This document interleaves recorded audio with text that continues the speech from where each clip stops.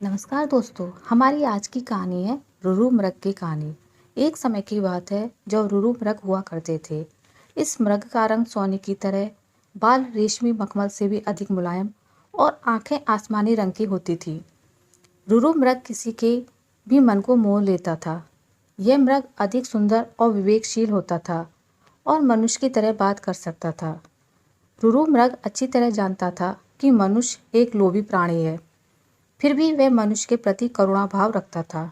एक दिन रुरु मृग जंगल में सैर कर रहा था, लेकिन तभी वह किसी मनुष्य के चिल्लाने की आवाज़ सुनता है। जब वह मौके पर पहुंचता है तो उसे नदी की धारा में एक आदमी बहता हुआ नजर आता है।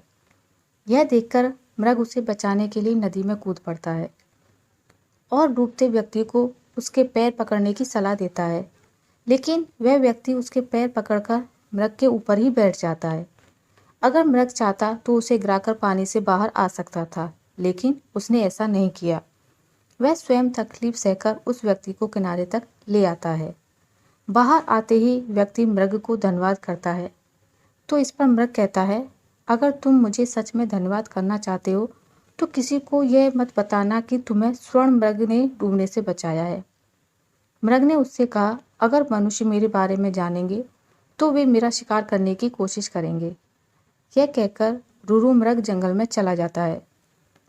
कुछ समय बाद उस राज्य की रानी एक सपना देखती है, जिसमें उसे रुरु मृग दिखाई देता है।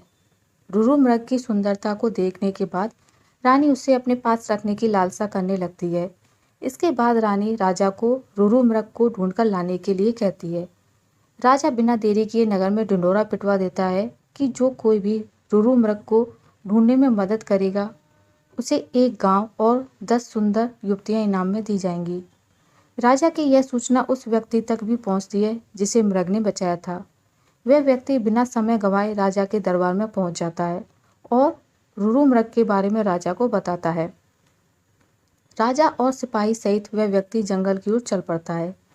जंगल में पहुंचने के बाद राजा के सिपाही मृग के निवास स्थान को चारों तरफ से घेर लेते हैं।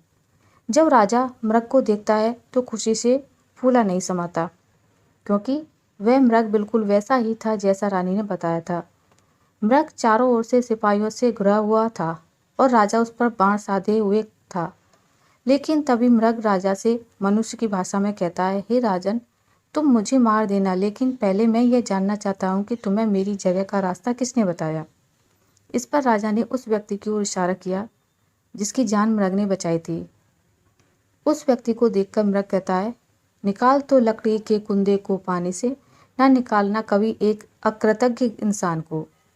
जब राजा ने मृग से इन शब्दों का मतलब पूछा तो मृग ने बताया कि उसने इस व्यक्ति को डूबने से बचाया था। मृग की बातें सुनकर राजा के अंदर की इंसानियत जाग गई। उसे खुद पर शर्म आने लगी और क्रोध में उस व्यक्ति की ओर तीर का मुंह कर दिया। यह देखकर मृग ने राजा से उस व्यक्ति को न मारने की प्रार्थना की। मृग की दया भावना देखकर राजा ने उसे अपने राज्य में आने का निमंत्रण दिया। मृग राजा के निमंत्रण पर कुछ दिन राजमहल में रहा और फिर वापस जंगल में लौट गया। इसलिए हमें किसी का एहसान नहीं भूलना चाहिए, चाहे वह इंसान हो या जानवर। आशा करती हूँ आपको मेरी ये कहानी अच्छी लगी होगी। अगर आपको मेरी कहानी अच्छी लगी है तो इसे लाइक करें, ज़्यादा से ज़्यादा शेयर करें, और अगर आप मेरे चैनल पर नए हैं तो इसे सब्सक्राइब करना ना भूलें। मिलते हैं एक नई कहानी के साथ, तब तक के लिए नमस्कार।